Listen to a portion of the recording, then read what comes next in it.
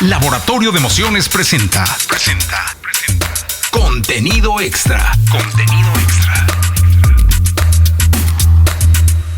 Amigos, es un placer presentar a todos ustedes un capítulo más de Contenido Extra. Ahora tengo, y me da muchísimo gusto, a un hombre que admiro de hace mucho tiempo, que conozco hace mucho tiempo y que además, siendo total y completamente honesto, es uno de los pilares más importantes que tiene la música pop en las últimas décadas. Y lo digo por su trabajo. De ninguna manera es adulación, es respeto y es un sentido de verdad de todo lo que ha hecho. Carlos Lara está con nosotros. Carlos, bienvenido. Mi querido Jesse, como te decía fuera de cámara, siempre es un placer saludarte. Sabes que se te quiere mucho, se te admira, se te respeta desde hace algunas décadas porque tu trabajo habla por sí mismo y bueno, es un honor que me hayas invitado a participar en este podcast que tienes, en esta serie de entrevistas que llevas a cabo. Me hicieron favor de pasarme una lista y bueno, has tenido a personajes impresionantes y bueno, gracias por tomarme en cuenta. No, hombre, Carlos, la verdad es que es un placer tenerte aquí. Y de verdad es que cuando dije, ¿cómo empiezo? Caray, es que has hecho mucho, todo. Y voy a empezar por el gusanito de la música. ¿De dónde viene? Fíjate que siempre dije que el lechero debe haber sido músico o compositor, porque en mi casa a nadie le dio por esto. Mi padre es odontólogo, ya murió hace un par de años, y mis hermanos se dedican a cosas totalmente diferentes, ¿no? Entonces no entiendo bien a bien de dónde vino. Creo que alguna vez lo comentamos hace muchos años, la culpable fue una guitarra que me regalaron a los 14 años y a los 16 años ya había tomado la decisión de irme de casa, que eso es algo que hace poco comentaba con mis hijos. Yo nunca hubiera dejado que uno de mis hijos se fuera a los 16 años nada más porque quería ser artista. Sin embargo, lo hice, caí en buenas manos y debo decir que tuve mucho apoyo y aquí ando después de un montonal de décadas todavía disque haciendo cosas en esto. Mi padre solía decir en tono de broma que no entendía de qué vivía y yo siempre le contestaba que yo tampoco, ¿no? Oye, cuéntame del inicio. El inicio es aquel famosísimo dueto, el inicio es antes. Cuéntanos. Fíjate que yo tuve la suerte de conocer a una mujer maravillosa que desafortunadamente murió muy joven, una señora que en aquel tiempo tenía relaciones extraordinarias con la gente de la industria. Teresa Melgoza se llamaba, muy amiga de Julio Iglesias, entre otros. Y yo pertenecía a una banda con mis primos y ya sabes, la típica historia de las bandas que tocan en 15 años, bautizos, divorcios, bodas, etcétera. Y en una de esas tuve la suerte de conocer a la señora, me escuchó cantar. Poco después me preguntó si tenía canciones, le dije que sí, le mostré mis canciones y decidió que había material para hacer algo. Y yo fui uno de los primeros en grabar en aquella compañía que después se convirtió en BMG, que era Ariola, que manejaba el queridísimo Fernando Hernández. Ese fue mi principio. Siendo bien honesto contigo, grabé un par de discos. Por ahí algunos temas sonaron a nivel regional, había lugares donde específicamente en el norte llegaron a funcionar, pero honestamente no era nada del otro mundo. Y Eduardo Magallanes fue el que se le ocurrió la idea, estaba a punto de hacer un disco con la esposa de Herb Alpert. En aquel tiempo Lani Hall estaba en el top of the top, y nos pidió a Jesús y a mí componer algo como experimento. Y nos dimos cuenta, Jesús y yo, que hacíamos clic, empezamos a grabar en una grabadorcita de 2 canales, hacíamos nuestras voces y todo. Y cuando se fue Eduardo a Los Ángeles, Pepe Quintana escuchó aquel cassette y se enamoró por alguna razón de la idea. Y nos firmó. Era el tiempo en que todavía la industria se daba el lujo de hacer experimentos. Hoy en día ya no hay dinero que alcance para hacer este tipo de historias y de tener la paciencia. Indudablemente el dueto fue un breakthrough, fue la oportunidad que nos dio a Jesús y a mí de darnos a conocer, y ella y CBS hicieron un gran trabajo. Y bueno, ahí empezó la historia con Larry Monarres. Todavía hoy me sorprende mucho, Jesse, porque hace unos 2 meses nos cambiamos de casa y un vecino nos pusimos a platicar. Ya cada quien se fue a su casa, yo traía el cubrebocas. Y viene y me dice el otro día, mi mujer te reconoció, tú eres de Larry Monarres. Y yo digo, ¿cómo es posible que después de siglos todavía la gente haya por ahí alguien que se acuerde de eso? Y es bonito, es satisfactorio, no voy a mentir, ¿no? Oye, y es que en aquel entonces la televisión tenía un poder de penetración y de promoción impresionante, más la radio, más todo lo que se hacía chambeando de ciudad en ciudad y demás, ¿no? La radio siempre ha sido fundamental. Para mí la radio sigue siendo punta de lanza. Yo que me encanta estudiar neurociencia y todo esto, te puedo decir que la repetición es fundamental en el éxito. Tú lo sabes, por favor. Entonces, la radio es el único vehículo que te permite hacer eso. Y en aquel tiempo, bueno, había programas como siempre en domingo donde todos soñábamos alguna vez poder estar. Y en mi caso tuve la suerte primero como solista de la mano de Denise de Calaf, que es mi madrina. Raúl Velasco me invitó al primer festival Loti. Como te digo, no funcionó la situación, pero después con el dueto tuvimos la suerte de caer parados.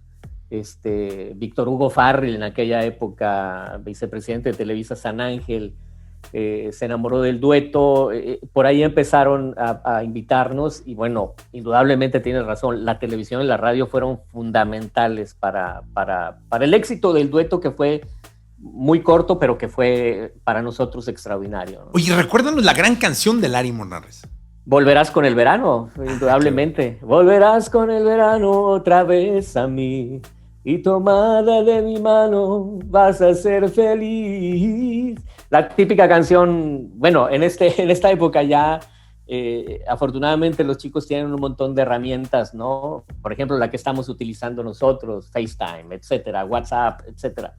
En aquella época la gente se mandaba cartas todavía.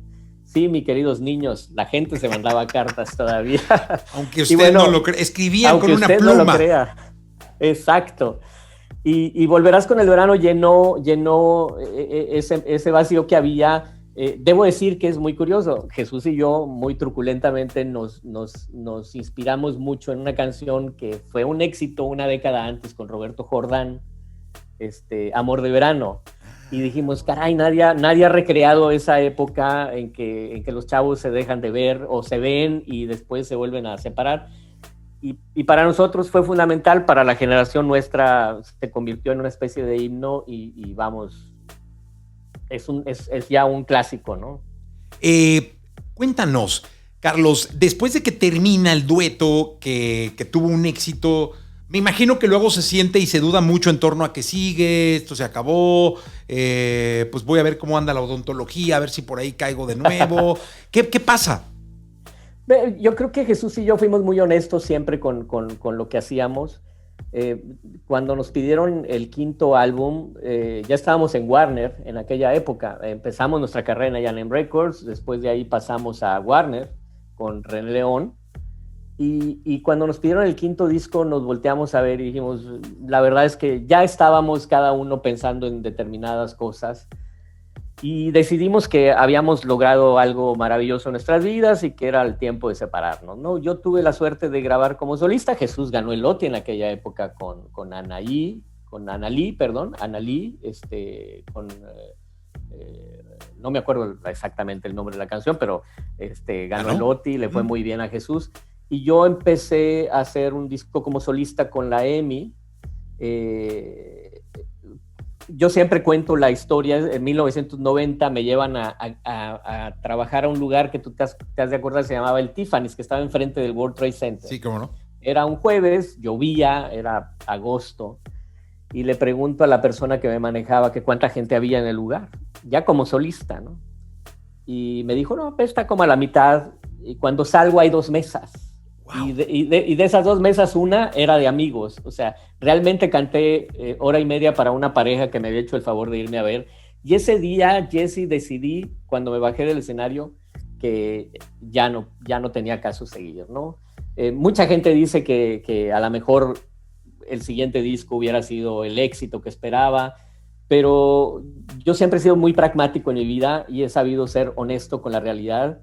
Y ya me jalaba mucho el estudio de grabación. Me gustaba mucho estar atrás, ya había participado como productor de Valores Juveniles, había ganado ya un par de veces y honestamente encontré algo que no me llenaba en el escenario, porque, hombre, hay gente que respeto mucho, gente que empezó con nosotros como Manuel Mijares, que es un ídolo, es un artistazo, ¿no?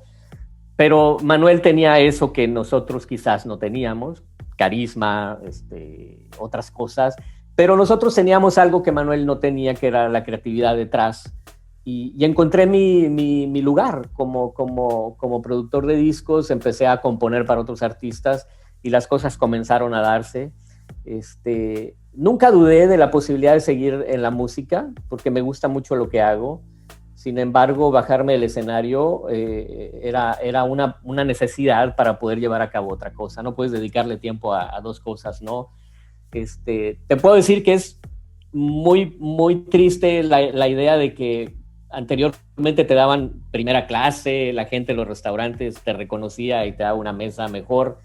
Cuando llega el anonimato, lo disfrutas mucho, pero también desaparecen esos tesoritos que los famosos suelen tener, ¿no? Pero disfruto mucho eso, Jesse. Debo ser bien honesto contigo, disfruto mucho el poder estar en casa, el salir a pasear y saber que soy uno más de los millones y millones de personas que existen en el planeta. Oye, ¿cuántas canciones has producido? ¿En cuántas canciones has producido? ¿Cuántas canciones has participado? Yo como productor y autor he tenido mucha suerte, debo decirlo, que he contado con la fortuna de tener muy buenos amigos que me han llamado. Me ha tocado trabajar con Ricky Martin, con Yuri, con Gloria Trevi, con Magneto, con Timbiriche, con Flans, obviamente RBD, que para mí fue un fenómeno que me encantó poder vivir.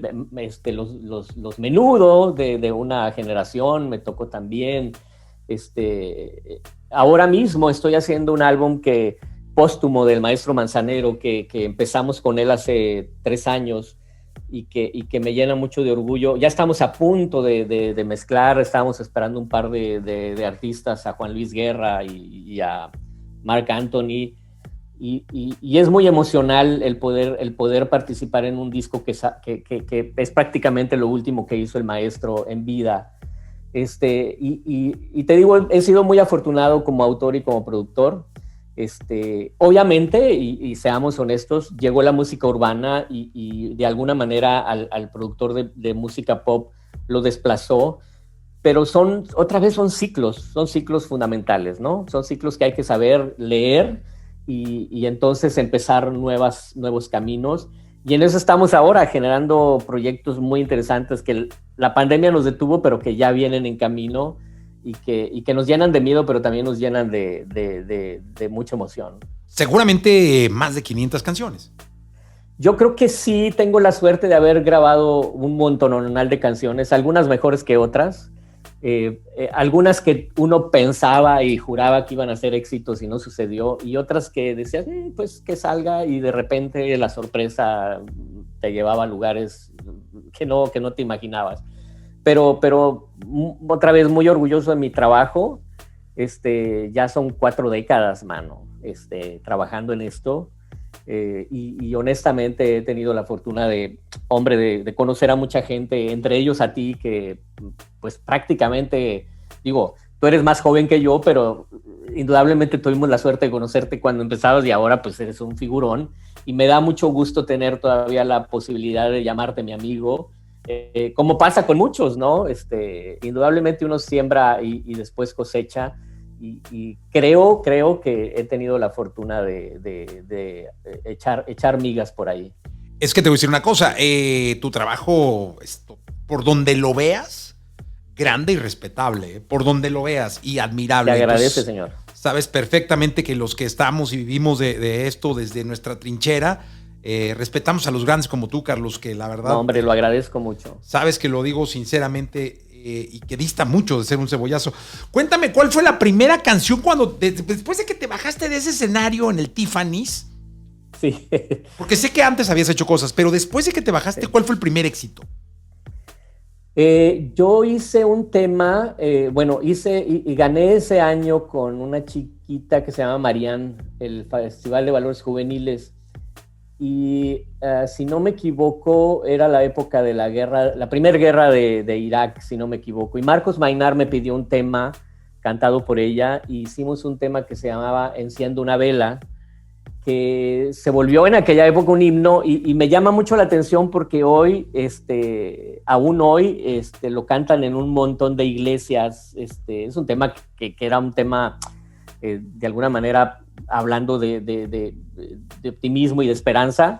Y ese fue el primer tema así específico, pero así pegadito a él llegó un tema que me llena mucho de orgullo y que te puedo decir que es uno de mis 3 temas que más quiero, que es Para Siempre con Magneto. Para Siempre, para mí es una de esas canciones que me llena mucho, que me gusta mucho cantar y que estos chavos la dibujaron cuando la hicieron. Y bueno, fue un tremendo éxito. En aquel álbum de Vuela, Vuela, vendieron más de 2 millones de copias en aquella época. Así pegaditos. Fue Enciendo una vela y inmediatamente fue Para Siempre. Luego vino Cambiando al Destino, con Magneto también. Y me entregó Marcos Mainar a un chico para hacer lo que se llama Flavio César. ¿Te acuerdas de Flavio César? Claro, hermano Charlie. El hermano de Charlie, sí, exactamente. Y prácticamente le hice el primer álbum y parte del segundo, y me llena mucho de orgullo decir que fue un éxito brutal en aquella época Flavio César. Idolazo Flavio en su época. No, una barbaridad. Buen chico, sano, gran cantante, muy profesional.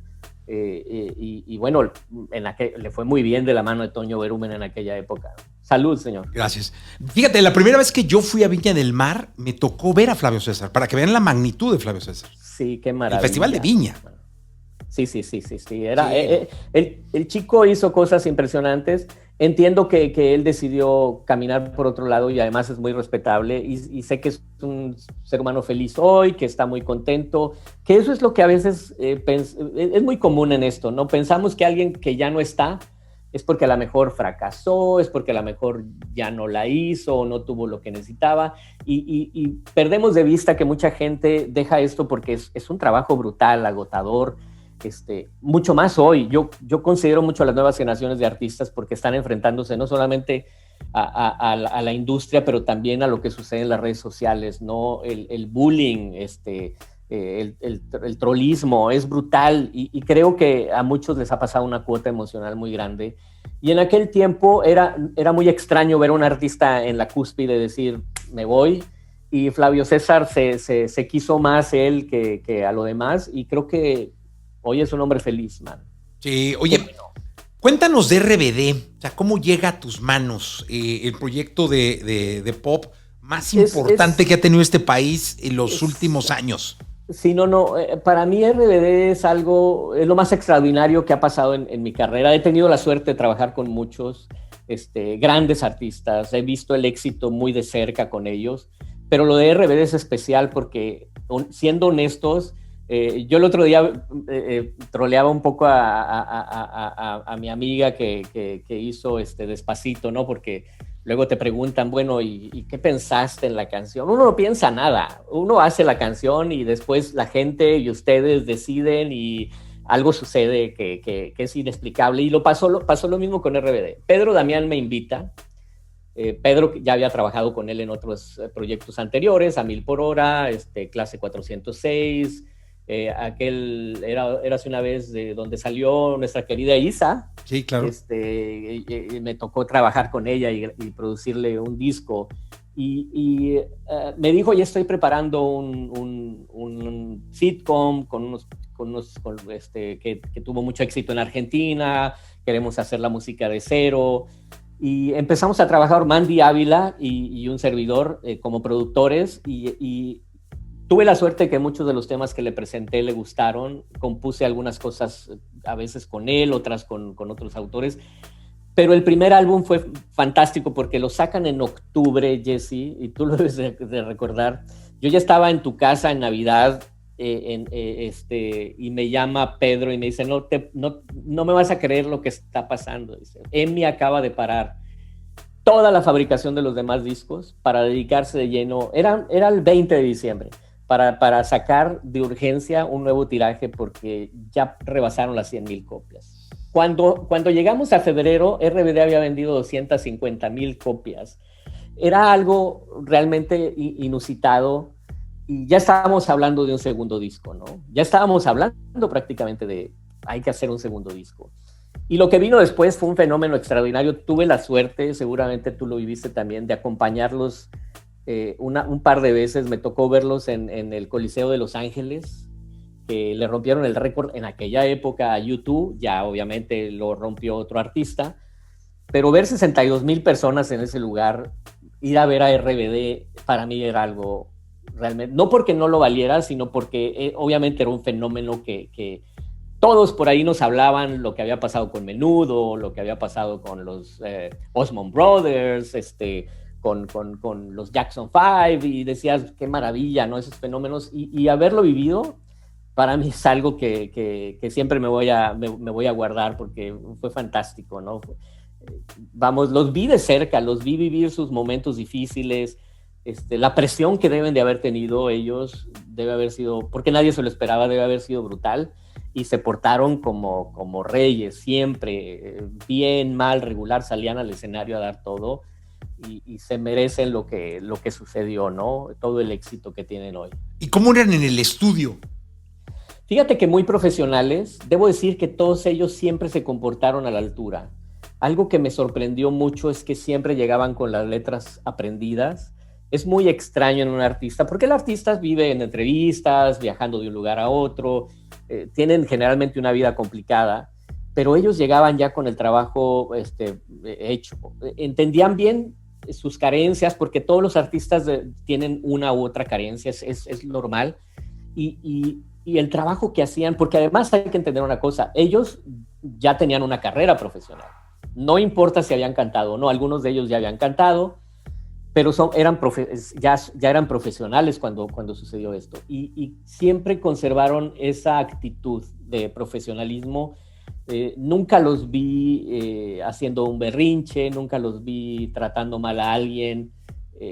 Hasta hoy te puedo decir que son fenomenales, siguen siendo los mismos chicos sencillos que me tocó conocer. Realmente no tengo ninguna queja.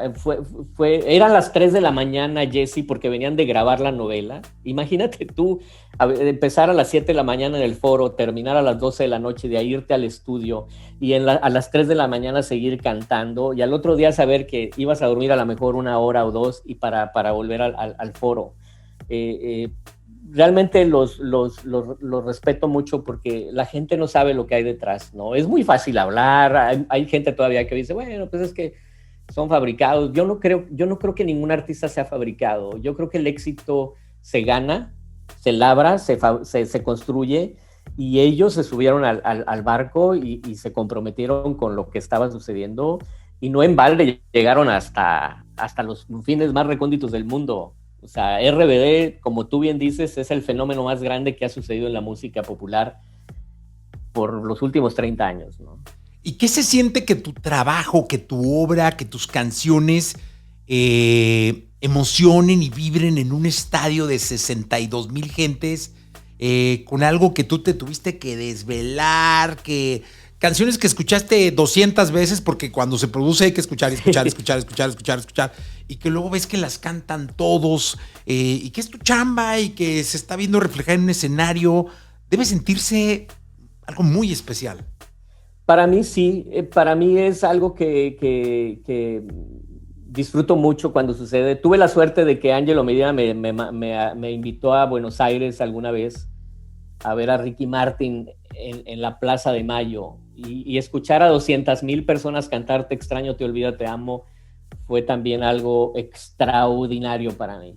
Eso es algo que el autor, el creador, no puede pagar con nada. Saber que tu trabajo a través del intérprete, porque indudablemente Ricky Martin o RBD o Flans o Timbiriche o Linda o Yuri o Gloria Trevi son indudablemente a quienes va a ver la gente. Pero saber que tu obra está ahí presente y que la canta y que la gente la toma como suya y la vuelve parte de su historia, es algo que no puedes pagar con nada.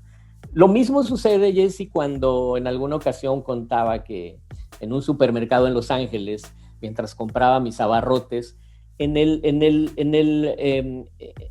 ala de al lado empecé a escuchar una señora cantando un pedacito de Sálvame, que es de RBD, sin saber la señora que en el otro pasillo estaba el que había creado esa canción. Para mí esas cosas son extraordinarias. Nunca lo voy a entender. Nunca he podido entender cómo alguien toma una canción y la hace suya y la forma y la convierte en algo importante en su vida. Y eso lo agradezco todos los días. Lo agradezco todos los días. Tenemos que entrar a temas un poquito más profundos. Sí, señor. Veo luego muchos documentales de música y hoy el tema, en casi todos dedican un par de capítulos, estas docuseries o documentales, el nombre que quieras, al autotune.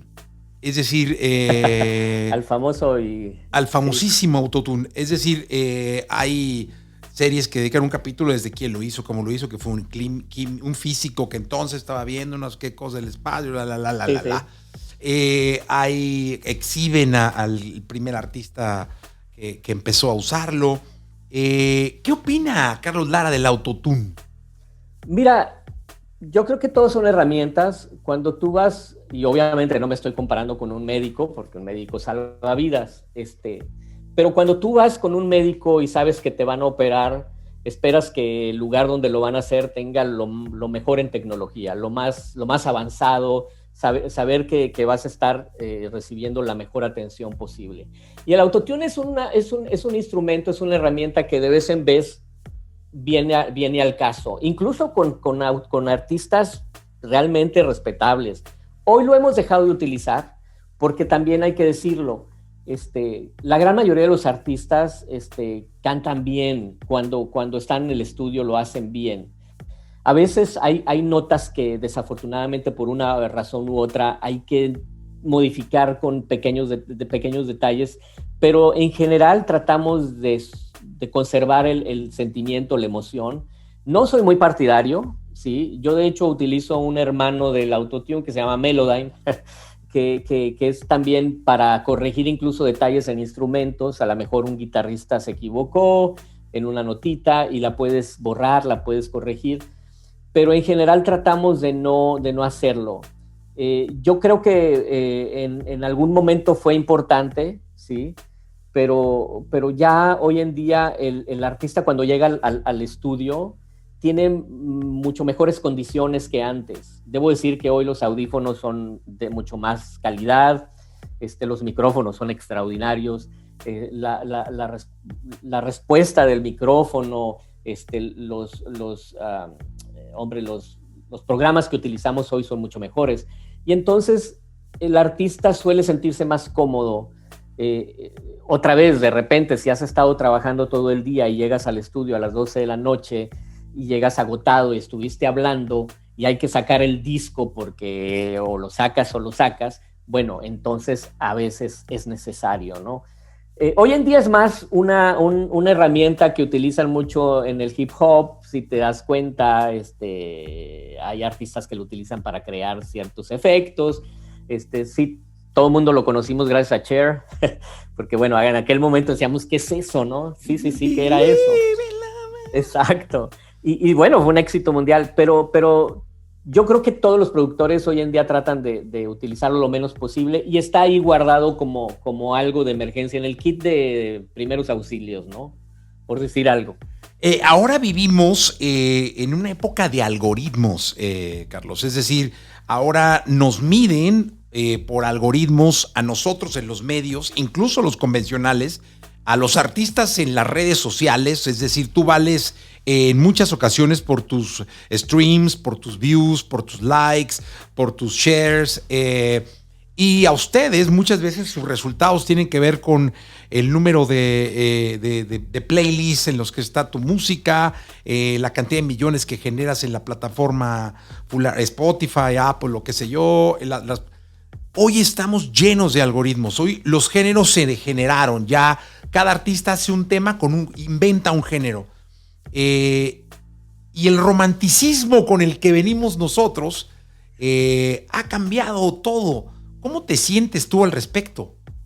Mira, yo soy un amante de las nuevas tecnologías. De hecho, mi trabajo dentro de la sociedad es precisamente ese. Soy un forecaster y me toca estudiar a fondo todas las nuevas tecnologías. Sin embargo, coincido contigo. Hemos llegado ya al extremo de querer medir incluso por minutos, ¿sí?, las reacciones del público allá afuera. Y creo que hemos olvidado la capacidad de enamorar a la gente a través de una canción o de las emociones. Hoy en día está sucediendo un fenómeno, me imagino que la has visto y si no te la recomiendo, se llama Ted Lasso, que es una serie que me tiene enloquecido, porque es una serie que vuelve a lo básico. Es una serie que no intenta crear nada, sino dar un mensaje de optimismo. La comedia es ligera y está teniendo un éxito brutal, brutal. Ayer ganaron 4 Emmys. Yo creo que la gente está un poco cansada de los experimentos. Yo te voy a confesar algo y lo hago con el cariño que le tengo a la industria y se lo he dicho a muchos compañeros, a directores artísticos, a vicepresidentes. Esta idea de poner en un cuarto a 5 extraños para que compongan una canción me parece una locura. Me parece una locura porque para que Jesús y yo tuviéramos esa conexión tuvieron que pasar meses y luego años, ¿sí? Yo considero, y otra vez vengo de otra generación, mi bastón y mi bombín, por favor, donde componer era un acto muy íntimo. Y hace poco tuve la fortuna de participar en una de estas ejercicios y honestamente digo, respeto mucho a los chicos hoy porque tienen una ansiedad y necesidad de lograr algo, porque la industria, tú y yo sabemos, se ha vuelto muy difícil, ¿no? La competitividad hoy en día es brutal, ¿no? La competencia se ha vuelto cuesta arriba. Como tú bien dices, los algoritmos hoy te obligan a dar respuestas rápidas, a conseguir el éxito instantáneo. Y estos chicos viven en meetings de Zoom con productores, con quién sabe qué. Entonces te juntan con gente que jamás habías visto en tu vida, que me encanta la idea, pero la idea no es conversar y conocerte, sino tratar de hacer un Frankenstein, ¿sí? Un elemento ahí.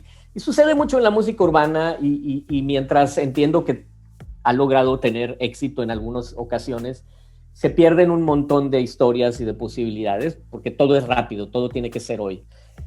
Pero cuando revisas los números, yo hace un par de años, todavía antes de la pandemia, tuve la suerte de comer con Emilio Ávila y con la gente de Ocesa, y nos decían que el show más vendido en el último año, antes de la pandemia, había sido el de Emanuel y Mijares.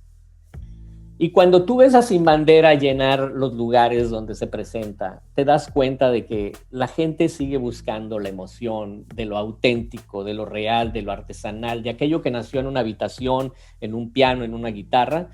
Y otra vez, no quiero sonar a viejo, ni mucho menos. Creo que las nuevas tecnologías nos van a dar una vida mucho mejor, pero también hemos ido perdiendo posibilidades y estamos dejando a las nuevas generaciones sin la posibilidad de enfrentarse a esas emociones, a lo crudo, a lo real. Y ellos, curiosamente, Jesse, están encontrando sus espacios en otros lugares, ¿sí? Y empezamos a ver artistas que están emergiendo, que no tienen absolutamente nada que ver con esos algoritmos y con esas historias que a veces creemos que la inteligencia artificial nos va a resolver, ¿no? Oye, dime una cosa, fíjate que en este podcast, Walter Cohn, que es uno de los hombres importantes que tiene hoy en día la industria, decía que es tal la inmediatez de la música hoy que hace muy efímeras las canciones y a los artistas. Es decir, hay una falta de clásicos, de grandes éxitos, hay una falta de ídolos sólidos. Por eso, porque es como muy desechable hoy en día. La canción dura un mes y se acabó. Y eso es, físicamente no la tienes en nada. O sea, se queda en una lista que de manera factible no vuelves a escuchar. Totalmente de acuerdo. Acabas de tocar un punto muy importante y de hecho lo hemos discutido mucho en la sociedad de autores. Y no solamente ahí en las sociedades de gestión, en el CISAC, se ha tocado ese punto. La gratificación instantánea, por ejemplo, que genera TikTok, donde tienes tienes un minuto para enganchar al público y si no, next. Ha generado estos nuevos mashups de 30 segundos, de 15 segundos. Y te das cuenta que ahora muchos artistas y muchas compañías discográficas buscan a través de estos mashups y de estas trends virales atraer a la gente a Spotify o a Apple Music y entonces mostrarle la canción completa. Pero lo que estamos haciendo es acostumbrar a la gente a no tener la posibilidad de por lo menos escuchar o de por lo menos darle la oportunidad a algo hasta que llegue el estribillo, por ejemplo, ¿no?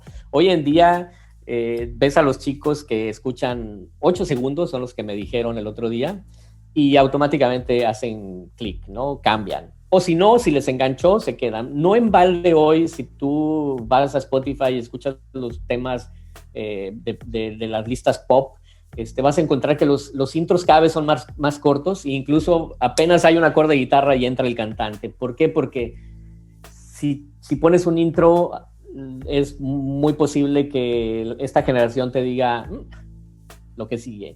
Y es muy triste. ¿Sabes por qué? Porque el último gran catálogo de música que tenemos en el mundo es la música de los 80s al principios de este siglo. Los compositores a partir del 2010, por ejemplo, no van a lograr tener algo que les permita sobrevivir dentro de 30 años. Yo te puedo decir que bendito Dios y la industria de los éxitos, mucho de mis entradas durante la pandemia que me salvaron la vida y que nos salvaron a muchos, fueron esos éxitos grandiosos con Flans, con Ricky Martin, con RBD, que seguían pagando regalías y que son unos clásicos porque la gente ahora va a ver, ahí está el Pop Tour de los 90s, ¿no? Que le doy gracias a los Boroboy porque el 60% son mías. pero ese es el punto. No estamos dándole la oportunidad al creador hoy de generar catálogo, de darle la oportunidad de tener 3, 4, 5, 6, 7 éxitos que le permitan dentro de 20 años poder vivir de lo que hace, porque tú lo sabes, yo lo sé, esto tiene una fecha de caducidad, ¿sí? Hasta los más grandes llega un momento en que la gente no es que te haga a un lado, sino simplemente las nuevas generaciones buscan otras cosas y lo que salva a esos creadores, a esos creativos, es su trabajo anterior. Y corremos el riesgo de convertir al oficio de compositor en una especie en extinción. Oye, desafortunadamente. Y hoy también se sexualizó muchísimo el romanticismo, ¿no? Con esto del trap y esto del reggaetón, ya se habla de manera muy sencilla de una posición sexual, de un gemido, y se perdió, pues, aquella época dorada de la balada, por ejemplo, ¿no? Sí, otra vez no quiero sonar a abuelito, pero yo creo que lo más hermoso, el otro día escuchaba unas frases de Coco Chanel que decía que lo más sexy en una mujer es el misterio, ¿no? Y el misterio viene de saber que el hombre tiene que imaginarse cuando una mujer se presenta con algo, un vestido y todo esto, el hombre tendría a tener que imaginar. Puedo sonar misógino, pero no es la idea. La idea es que hoy somos tan promiscuos, para llamarle de alguna manera tan terriblemente gráficos en las canciones, que estamos cosificando a los seres humanos y estamos implantando en las nuevas generaciones la idea de que si no eres, si no estás de tal manera, si no tienes determinados atributos físicos, si no empiezas tu vida sexual de manera temprana, entonces no tienes nada que ofrecer, ¿no?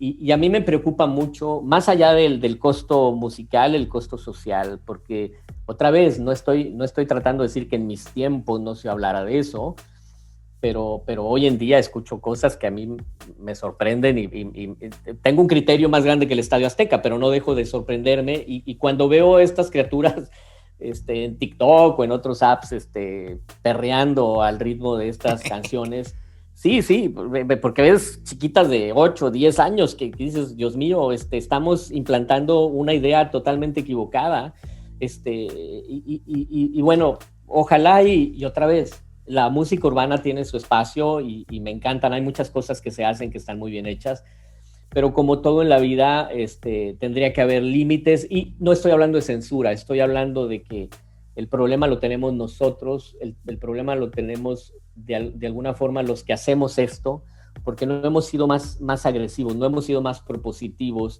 y no hemos planteado la posibilidad de hacer más cosas. ¿Sí? Pensando en que, no, pues ya la balada ya se fue, la balada se acabó, hasta que llegue alguien, como tú bien dices, y de un trancazo y nos demuestre que ahí siguen. Porque por algo se llenan los conciertos de Mijares y de Manuel, y por algo se llenan los conciertos de Sin Bandera, ¿me entiendes? Oye, por algo los Bukis están haciendo lo que están haciendo. Exactamente, exactamente. Una gira espectacular de estadios. Sí, no. Dime tú, con todo el respeto que me merecen, y otra vez, no tengo nada en contra del género, dime tú un reggaetonero que tenga esa capacidad de convocatoria, salvo dos probablemente. Otra vez, la gente quiere divertirse, pero también entiende perfectamente que necesita alimentar el corazón y alimentar el alma, y a veces no lo consigues en esos géneros, ¿no? Oye, Carlos, ¿y cómo ves de alguna manera a los compositores? Porque ahora me llama mucho la atención, porque yo le brindo mucha oportunidad a los nuevos talentos, ¿no? Van al programa. Lo sé, señor. Y ahora todo el mundo es compositor, es decir, todo el mundo llega con sus canciones. Hay mucho compositor que manufactura canciones, aunque y puedes poner el nombre que quieras. Hay canciones que aparecen con 15 nombres en autoría. Sí. Pero ¿cómo ve Carlos Lara a esta nueva generación de cantautores, digamos? Sí, a mí me preocupa mucho dos cosas, y lo digo otra vez con todo el respeto del mundo, porque al final la gente es la que manda, ¿no? Pero hoy en día, por ejemplo, tienes mucha razón, hay un top liner que le llaman, que es el que hace la melodía, entonces alguien pone los tracks, ¿sí? Y entre ellos hay un letrista, y después del letrista hay un productor que va a hacer el demo, y entonces entre los 4, 5 o 6 se reparten el pastel, ¿no? Pero hay otros, y con mucha razón lo acabas de decir, que prácticamente van con algunos autores y les dicen, ¿cuánto me cuesta que me des un tema? Lo voy a publicar yo, lo voy a poner a mi nombre. Y bueno, digo, hay tanta necesidad que muchos autores, desafortunadamente, sobre todo jóvenes, caen en esa necesidad de vender su obra. Y bueno, a mí me parece terrible porque es un crimen de lesa humanidad, es un derecho humano el poder tener acceso a la posibilidad de que tu obra se convierta en algo. Yo creo que los artistas, y lo digo otra vez con mucho cariño, hay muchos intérpretes que ganan mucho dinero, y qué bueno que lo ganen, porque su trabajo demuestra que se lo merecen. Son gente que pasa todo el día ensayando, yendo de giras, sin comer, en entrevistas, dándole duro para conseguir su espacio. Pero yo creo que no hay necesidad de meterle la mano al bolsillo a los creativos. Sé que de repente viste mucho el tener un crédito en una canción, pero no nos detenemos a pensar que el autor recibe prácticamente 0.008 centavos cada vez que una canción se ejecuta en una plataforma de streaming, ¿sí? Es prácticamente cero, prácticamente nada. Y en el afán de llegar, porque tú lo sabes, cada vez hay menos sencillos, en el afán de llegar, en el afán de estar, el autor a veces tiene que verse obligado a muchas cosas. Y eso deberíamos de detenerlo, porque otra vez estamos pegándole de patadas al pesebre, o tratando de ahorcar a la gallina de los huevos de oro, porque sin música desaparece todo. Yo no digo que no haya grandes cantautores, porque los conozco y son impresionantes, pero hay otros que conozco que no voy a dar nombres porque no viene al caso, que desafortunadamente han aprovechado el lugar que tienen para ejercer presión, porque sienten que el autor no podría de otra manera grabar una canción si no es a través de ellos, ¿no? Y eso tendríamos que cambiarlo. Yo creo que afortunadamente hay muchos intérpretes que lo entienden y que lo respetan, y que hacen un gran trabajo, convenciendo a sus compañeros. Pero hay géneros donde desafortunadamente se da y se da de manera terrible, ¿no? Debe de cambiar, no está bien, no está bien. Oye, ¿qué le diría Carlos Lara a los nuevos artistas, todos estos que están surgiendo de TikTok, que están surgiendo de Instagram, ya no digamos de YouTube y no digamos de Spotify, que están surgiendo de Instagram, que están surgiendo de TikTok y que están empezando a producir, sustituyendo los instrumentos con las teclas de una compu, con un buen programa y grabando en su casa, pero que ahí están y que son los que de alguna manera empiezan a mover la música en redes, que después de ahí se pasan a YouTube y se pasan a Spotify y se pasan a las radios y se van a los festivales. ¿Qué les dirías a estos que están empezando y a los que ni siquiera han llegado ahí, que apenas sueñan con hacerlo? Mira, yo no estoy en contra de utilizar las herramientas que hoy te permiten simplificar un trabajo como hacer una canción. De ninguna manera voy a demonizar esa parte porque pues ellos nacieron con estas tecnologías y echan mano de ellas.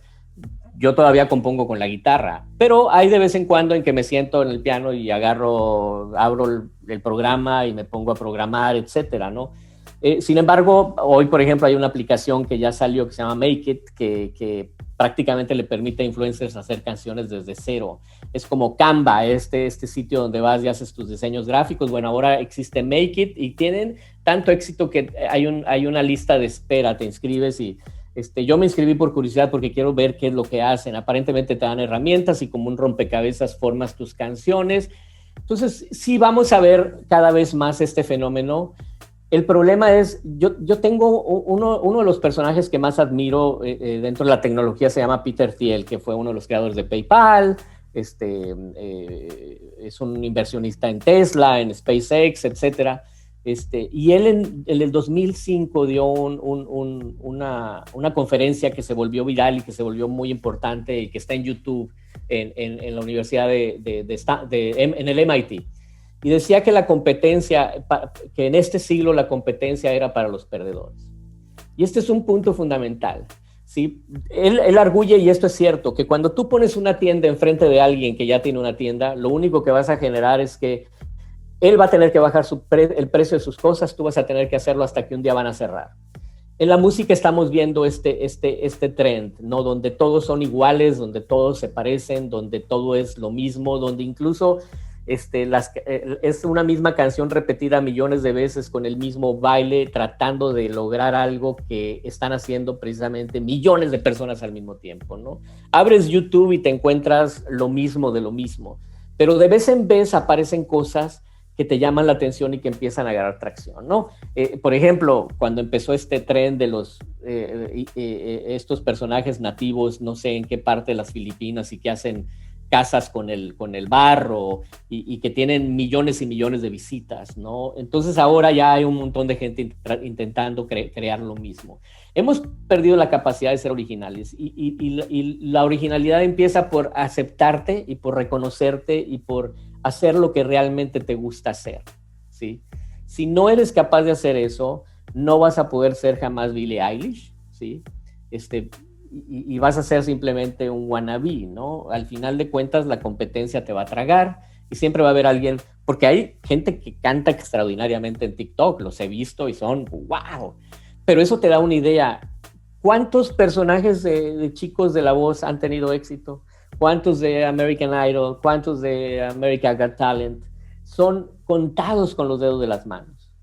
Los grandes éxitos, los grandes artistas, o los hace el mainstream o aparecen de estos experimentos de ser realmente originales como Old Town Road, Montero, que es Lil Nas, ¿no? Que es un personaje extraordinario, nos guste o no. Hay algunos que no les gusta visualmente lo que hace, pero el tipo, por ejemplo, es el mejor ejemplo de lo que acabas de decir. Compró un track de un DJ que hace tracks en Bélgica o en Holanda, no recuerdo. Él inventó la melodía, creó la letra y empezó a tomar fuerza en TikTok. Después, obviamente, la industria lo tomó, y bueno, lo demás es historia, ¿no? pero era algo realmente original. Para que suceda eso necesita ver eso que la gente puede decir, a ver, ¿qué está haciendo este cuate? ¿O qué quiso decirme? Y es ahí donde nos estamos perdiendo. Yo le diría eso a estos chicos que están empezando o que quieren crear una carrera. La originalidad es la moneda más cara del mundo y la perdemos una vez que intentamos imitar a alguien. No hay nada escrito. El éxito nadie lo puede ni definir ni esperar porque es imposible saber cuándo y cómo va a llegar. Pero seguramente va a llegar más fácil cuando muestras algo que es tuyo a cuando intentas ser el próximo Ed Sheeran o el próximo Luis Miguel o el próximo X, ¿no? Qué gran reflexión. ¿Cuál es la canción de tu vida? La canción de mi vida, caray. Tenía que hacerte suspirar. Sí, hay una canción que de mi vida, o sea, que es mía o de alguien más. La canción de tu vida. Yo creo que la canción que más me provoca es The Long and Winding Road de los Beatles. Cada vez que la oigo, se me hace, nada más de recordarlo, se me hace el nudo en la garganta. Para mí es una de las, mira, se me puso la piel de gallina. The Long and Winding Road para mí es una de las canciones más bellas que existen, pero hay un montón de gente de esa época. Y otra vez, reconozco que no pertenecen a esta generación, pero Elton John, Cat Stevens, Beatles, etcétera. Y mías, debo decir que es una canción que hice para RBD que a Linda y a mí nos encanta, que se llama Inalcanzable. Debo decir que es una de las canciones que más me gusta de lo que he hecho personalmente. Pero The Long and Winding Road es lo más grande que para mí, que yo he escuchado, ¿no? ¿A quién te falta producirle? Híjole, hay mucha gente a la que me encantaría poder tener la posibilidad de hacer algo, pero también te voy a decir algo y te hago esta confesión. He empezado a dejar de producir porque estamos generando una nueva idea, estamos a punto de sacar un par de cosas que van de la mano y que me han llevado a meter todo mi tiempo y que tiene que ver con música, pero de otra manera. Pero si me dijeras un sueño así brutal, nada me hubiera encantado más que poder haber producido un tema para José José. José José para mí es el más grande artista que ha dado la balada mexicana. Para mí José fue algo extraordinario. Lo recuerdo con un gran cariño porque cuando empecé mi carrera era un imberbe y me firmó Fernando Hernández. En aquella época la estrella de Ariola era José José y me tocó convivir con él. Todavía lo volví a ver ya muy avanzada su enfermedad y siempre fue esa persona sencilla, amable, maravillosa. Creo que me hubiera encantado poder haber hecho un tema con él. En estos días le decía a Mandy Ávila que lo envidio, porque le tocó hacer ahora revivir todos los éxitos de José con la voz de José. Este experimento que funcionó muy bien y que ha sido un éxito, pero creo que él sería la persona que me hubiera encantado poder. Oye, fíjate que una de las cosas más bonitas que me pasó en mi vida fue hacerme amigo de don Fernando Hernández cuando manejaban Profón. ¿Qué figura? Figura de las grandes, sí. Un ser humano espectacular. Y él platicaba mucho la anécdota porque él había salido en la película de José José. No me digas. Y él decía, me digas. Yo timbro y me abre la puerta. O sea, era la parte de la escena, ¿no? Llegaba a una cena o algo así, timbraba y le abría la puerta. Tipazo, don Fernando, uno de los pilares también. Era un hombre que entendía la música y yo creo que le cambió incluso, yo lo digo siempre, él llega en el parteaguas, cuando ya los ídolos del pasado se estaban volviendo viejos y la música necesitaba revitalizarse y a él le debemos José José, Juan Gabriel, Camilo Sesto, Rocío Dúrcal, fue la gran época de la música pop en México, la época de Ariola fue el gigante en esa época. Y don Fernando Hernández, siendo un contador, pero además un hombre, un caballero siempre. Me encantaba platicar con él porque tenía un conocimiento bárbaro, siempre honesto, y eso es algo que le reconozco. Yo tengo una anécdota maravillosa con él cuando me da mi carta de retiro en Ariola. Y muchos podrían decir que debía de haberme generado resentimiento, pero fue tan honesto conmigo que realmente me hizo un gran favor. Me dijo, Carlos, mira, si yo te hago un tercer disco, te voy a echar a perder la posibilidad de empezar de cero. Dijo, te vas a volver un cartucho quemado. Si yo te dejo ir ahora, tienes la posibilidad de tomar esto como experiencia y empezar de cero en una página en blanco. Y se lo agradecí siempre, porque tiene razón. Si hubiera hecho un tercer álbum como solista y no hubiera pasado nada, muy probablemente no estaría yo aquí ahora. Y esas cosas siempre se las aprecié. Todavía lo vi en alguna convención de esas que se hacían de música y qué personaje tan maravilloso, caray. Maravilloso, de ver. Bueno, fíjate, yo me hice disquero en el 97, me fui a la gerencia de marketing y promoción de Universal, cuando no era lo que es, y la manejaba don Fernando. Estaba, claro, y él firma Molotov. O sea, realmente el que firma Molotov en Universal es don Fernando y Gabito, que era el gerente general. Sí. Pero ahí estaban los dos, o sea, era impresionante don Fer con ese olfato que siempre tuvo. Carlos, ¿qué película o qué libro nos recomendarías? Mira, ahorita estoy leyendo un libro, porque me encanta todo esto, que se llama La ciencia The Science and Technology of Being Young, la ciencia y la tecnología de ser joven, escrito por Sergey Young, que es una eminencia en todo lo que tiene que ver con antiedad, pero no estoy hablando de cosas de brujería y todo, estoy hablando de ciencia y tecnología, todo lo que ha avanzado la ciencia. Y hay otro personaje que me gusta mucho leer que se llama Peter Diamandis, que es el creador de Proyecto X, que es un hombre también que escribe con Ray Kurzweil, que es el ídolo de mi vida. Ray Kurzweil es el director de tecnología de Google.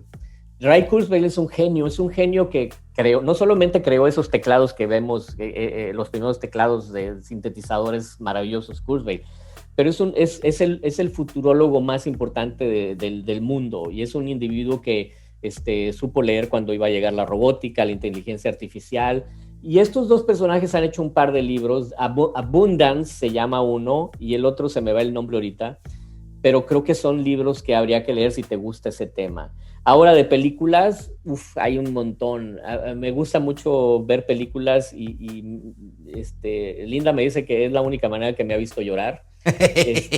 Sí, pero por ejemplo, Interstellar para mí es mi película favorita. Me gusta mucho todo lo que es ciencia ficción, indudablemente. Y últimamente se me van los nombres. Creo que ya tengo que ir a revisarme porque así me agarras de repente. La serie que estoy viendo es Ted Lasso. Es buenísima. Si no la han visto, por favor, véanla. Vale la pena la suscripción a esta compañía, no voy a decir el nombre, pero Ted Lasso es lo más bonito que he visto en los últimos 15 años en televisión. Es lo que estoy viendo. Y The Morning Show, que es también de la misma compañía. Sí, caray, bien, no he visto la segunda temporada, pero ya la primera me mató, o sea, es increíble. Sí, muy buena, muy buena. Y lo que veo también es fútbol. Le voy al Barcelona. Entonces, venga, debe estar tristón hoy en día, ¿eh? Andamos muy mal. Bajo. Va a ser muy difícil. Dejamos ir al más grande de la historia desde mi punto de vista. Nos quedamos huérfanos y no tenemos equipo en este momento, pero pues mira, si el Cruz Azul ya gana un campeonato, que el Barcelona no se reinvente. Oye, te voy a decir una cosa, soñé, y le platicaba a un buen amigo, Nico, que soñé, estaba dormido y soñé que Messi regresaba al Barcelona. Híjole, Dios. Que ganaban la Champions. O sea, sueño, imagino que yo estaba en el estadio y que me emborrachaba. Sí, con mi bufanda y todo. Sueño, ¿eh? Ese fue un divorcio terrible. Sí he de decir, obviamente no estoy comparando la realidad con la fantasía, pero los que somos aficionados al fútbol y sobre todo le vamos al Barcelona, han sido los meses más amargos. Roberto Cantoral me hablaba el domingo, que es muy amigo tuyo, indignadísimo porque habían sacado a Lionel Messi del partido del PSG, y le digo, hermano, pues son los signos de los tiempos, nunca debió haber sido del Barcelona. Es un momento difícil, pero yo confío. Mira, ahora hablan de Xavi, que a lo mejor viene a entrenar al Barcelona. Tienen muy buenos chicos de la cantera. No nos va a ir bien en 2 temporadas mínimo. Yo creo que no. Me doy de santos si conservamos la Champions. Claro. Entre los 4 primeros, pero no tengo esperanzas. No veo cómo ni por dónde. Y bueno, ojalá y tu sueño se vuelva premonición. Siempre es importante platicarlo para que se haga realidad. Carlos, gracias. No, Jesse, muchas gracias. Muchas felicidades. Sé que te ha ido maravillosamente con estas entrevistas. Muy bien. Muy agradecido. Que tengas muy buena tarde. Muchas gracias. Gracias. Carlos Lara con nosotros en Contenido Extra. Hasta la próxima. Laboratorio de Emociones presentó Contenido Extra. Contenido Extra.